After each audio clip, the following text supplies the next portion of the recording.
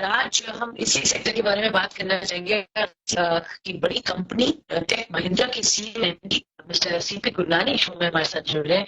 गुरनानी जी, बहुत बहुत धन्यवाद, स्वागत है जी बिजनेस पे।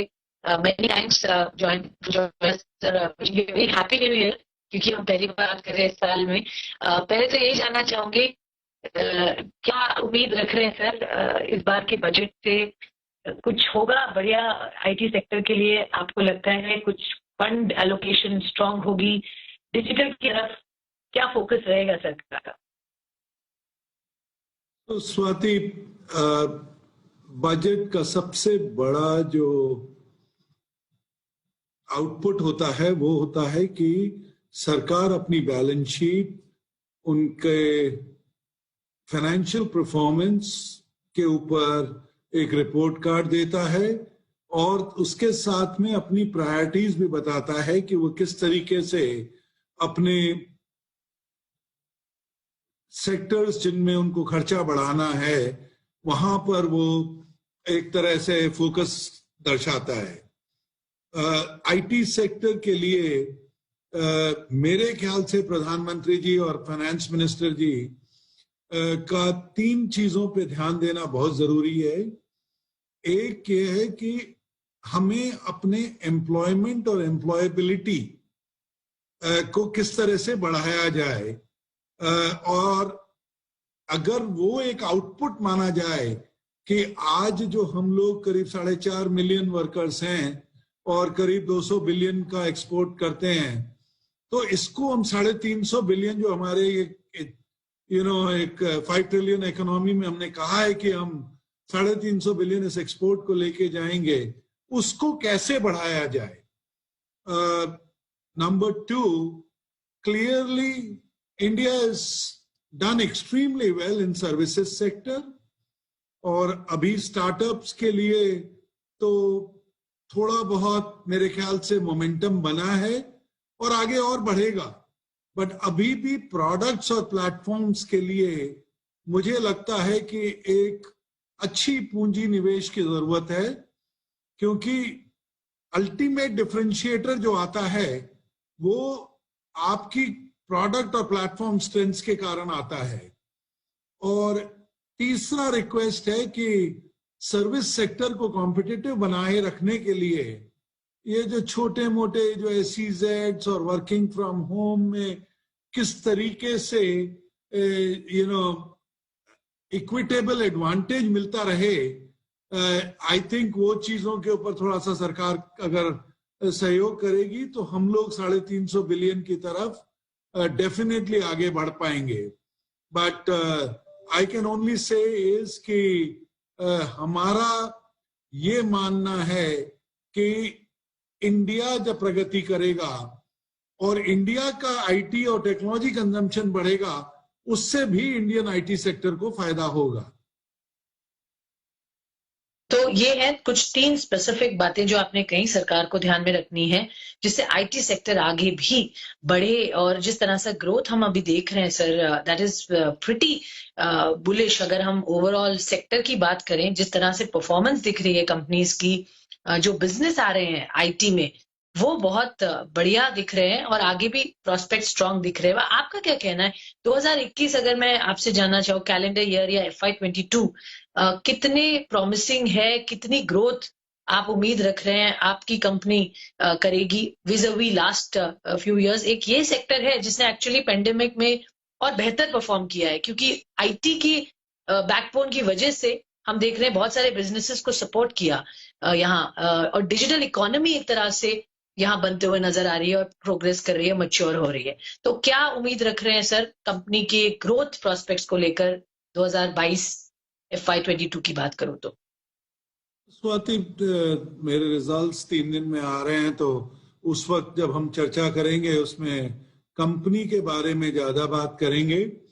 अभी तो मैं सिर्फ ये कह सकता हूं कि आईटी सेक्टर को और ज्यादा तेज भागने की जरूरत है, क्योंकि मार्केट के अंदर तो एक टेलविंड है, क्योंकि डिजिटलाइजेशन तो हो ही रहा है, चाहे वो किराने की दुकान हो, चाहे वो अमेठी का कोई अचार बनाने वाली कोई महिला हो। तो जब ये मार्केट प्लेस डिजिटलाइजेशन और ऐप इकोनॉमी बढ़ रही है, तो हमें अगर वर्ल्ड का मार्केट शेयर लेना है तो हमें बहुत ज्यादा आगे तेजी से बढ़ना पड़ेगा। और उस तेजी से बढ़ने के लिए हमें अपनी जो टेक्नोलॉजिकल स्किल्स हैं उसको थोड़ा सा क्लोजली देखना पड़ेगा।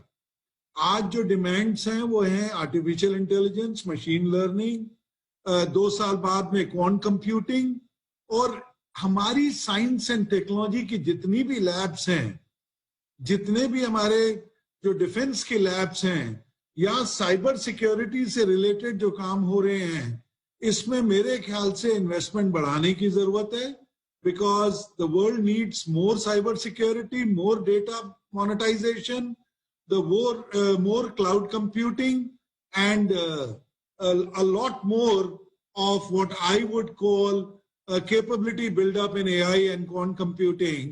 और मेरे ख्याल से अभी चर्चाएं हुई हैं, बट अगर मैं लैब्स में जाके देखूं तो अभी काम होना बाकी है। चर्चाएं हुई हैं, पर अभी ऑन ग्राउंड सिचुएशन में काफी जरूरत है आगे बढ़ने की। एक आखिरी सवाल सर मैं ये जानना चाहूंगी, जिस तरीके की उम्मीदें लगा रहे हैं, ठीक है बजट में हम सोच रहे हैं कुछ सरकार करे, यहाँ पर एक कैपिटल एलोकेशन करे बड़े तौर पर, बट कुछ पॉलिसी फ्रेमवर्क में बदलाव अगर हम बात करें, देखिए 5G की ऑक्शन जल्द होगी, हमारी कंट्री को इस वक्त क्या पॉलिसी लेवल पर करना चाहिए जिससे हम बड़ा पार्टिसिपेशन देख पाए आईटी का, क्योंकि ये बात में कोई दो राय नहीं है कि आईटी हमारी आगे हर इंडस्ट्री का it's sector agnostic setup sir, तो हर जगह जरूरत इसकी है। क्या करना चाहिए जिसमें हम लीड ले पाए, हम वर्ल्ड के नंबर 1 यहाँ आईटी प्लेयर बन पाए? कुछ कंपनीज ऑलरेडी अच्छा प्रदर्शन कर रही हैं, बट पूरी कंट्री के लिए पॉलिसी लेवल पर क्या बदलाव या क्या कुछ चेंजेस करें जिससे और फटाफट ये आगे हम बढ़ पाए इसमें? तो काफी, जैसे कहते हैं कि अच्छा सब्जेक्ट है। पहला आपने चालू किया 5G के बारे में। द रियलिटी इज कि 5G हम लोग अगर रोल आउट कर रहे हैं तो हम शायद वो 80 कंट्रीज के बाद होंगे। तो मेरा ये मानना है कि इंडिया जो कि एक तरह से टेक्नोलॉजी में लीड लेना चाहता है, उसमें ये 80 कंट्रीज के बाद में अगर हमारा 5G रोल आउट हो रहा है तो हम अपने आप को एक तरह से एक डिसएडवांटेज दे रहे हैं। नंबर 2, जैसा कि मैंने अर्ज किया कि इस वक्त जो जरूरत है वो पूरे एजुकेशन सिस्टम को किसी हद तक रिवैम्प करने की जरूरत है।